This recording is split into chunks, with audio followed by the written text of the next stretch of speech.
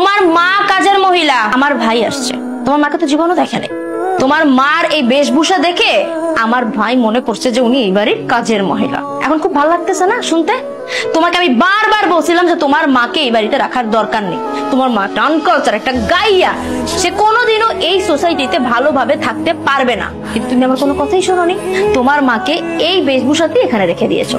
এখন আমার ভাই কাজের মহিলা মনে করছে, ওর দোষ কোথায় এখানে? তোর ভাই আমার মাকে কাজের মহিলা বলছে, আর তুই সেটা নীরবে হজম করে নিলি। তুই সেটা প্রতিবাদ করবি না? তুই বলবি না যে এটা আমার শাশুড়ি? তুমি কি করবো? আমার দোষ কোথায়? আমার ভাইয়ের দোষ কোথায়? তোমার মাকে তো আমি বলছিলাম যে একটু পরিপাটি হয়ে থাকেন, কিন্তু না, সে তো ওভাবে থাকবে না।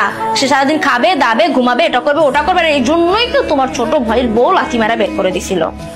কারোর সাথে তো চলা যায় না সমাজে, তোমার মাকে নিয়ে এসে আমার ঘাড়ে উঠছে, আর এখন মান ইজ্জত নষ্ট করতেছে আত্মীয় স্বজনদের কাছে। ভাইয়া, আপু তো ঠিক কথা বলছে। আপনার মাকে তো দেখে কাজের মহিলাই মনে হয়। সে আপনার মা একটু মার্জিত, সুন্দর মতো চলাফেরা করবে, সুন্দরভাবে নিজেকে প্রেজেন্ট করবে। এরকম ভাবে থাকলে তো সবাই কাজের মহিলা বলবে। এই, একদম চুপ।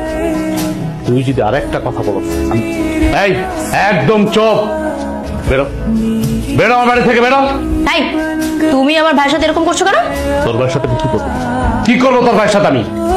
তোর ভাই আমার মাকে যা ইচ্ছা তাই বলবে, সেটা আমি নীরবে হজম করে নিব মনে করছি? কোনোদিনও না। আমি হজম করার মতো ছিলেন। এই, তুই বেরো আমার বাড়ি থেকে, বেরো, বেরো। পাউল জানি কোথাকার। তোরে যেদিন থেকে আমি এই বাড়িতে বউ বানায় নিয়ে আসছি, সেই দিন থেকে এটার বাড়ি নাই, এটা তুই জাহান্নাম বানায় ফেলছিস। তুই আমার মায়ের যে অত্যাচার গুলা করছিস, আমি এতদিন মুখ বুঝে সহ্য করছি। কেন সহ্য করছিস জানো? আমি মনে করতাম তুই এই নিয়ে শুদ্ধাবি, এই নিয়ে শুদ্ধাবি। না, তুই শুদ্ধামের মেয়ে না। আসলে তোর বংশগত সমস্যা আছে। তুই সাংসারিক মেয়ে না, তুই সংসার করে খেতে পারবি না। তো আমি তোর এই ফ্যামিলিতে, আমার এই বাসায় আমি আর এক মুহূর্তে দেখতে পাচ্ছি। তুই এখন এই মুহূর্তে আমার বাড়ি থেকে বেরোবি। আমি তোর ডিভোর্স লেটারটা পাঠাই দেবো। বের হ আমার বাড়ি থেকে, বের হ। বাবা থাক না, এসব বাদ দে। মা, তুমি কোনো কথা বলবা না। একটা মানুষের সীমা থাকে, ও সীমা লঙ্ঘন করছে অনেক আগেই। পরে অনেক আগে উচিত ছিল এই বাড়ির থেকে বের করে দেওয়া, কিন্তু না, আমি সব নীরবে হজম করছি। আর হজম করবো না, অনেক হয়েছে।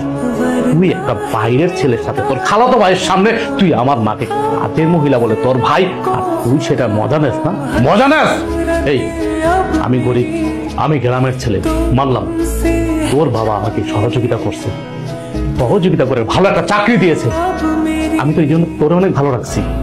তুই বলতে পারবি তোর কোন দিক থেকে আমি অসম্মান করছি, কোন দিক থেকে আমি তোর কমতি রাখছি? তুই আমার মার সাথে এমন করছিস কেন? এমন করছিস কেন? তো আমি তোর সাথে এখন কথা বলতে চাচ্ছি না। আমার মাথা রক্ত উঠে গেছে। তুই এখন এই মুহূর্তে আমার বাড়ি থেকে বের হবি। আমি তোর ডিভোর্স লেটারটা পাঠাই দেবো। যা, বের হ আমার বাড়ি থেকে, বের হ। মা, তুমি কোনো কথা বলবো না। আমি তো হচ্ছে একটা কুলাঙ্গার সন্তান। মারে দিনের পরে দিন অত্যাচার করছে, আমি নীরবে সহ্য করছি। কিচ্ছু বলিনি তোর, কিচ্ছু বলি নাই। কিচ্ছু না বলাতে তুই মাথায় উঠে গেছিস না? আর না, তোর সাথে আমি আর কোনো প্যাচাল পারবো না। বেরো, বেরো আমার বাড়ি থেকে।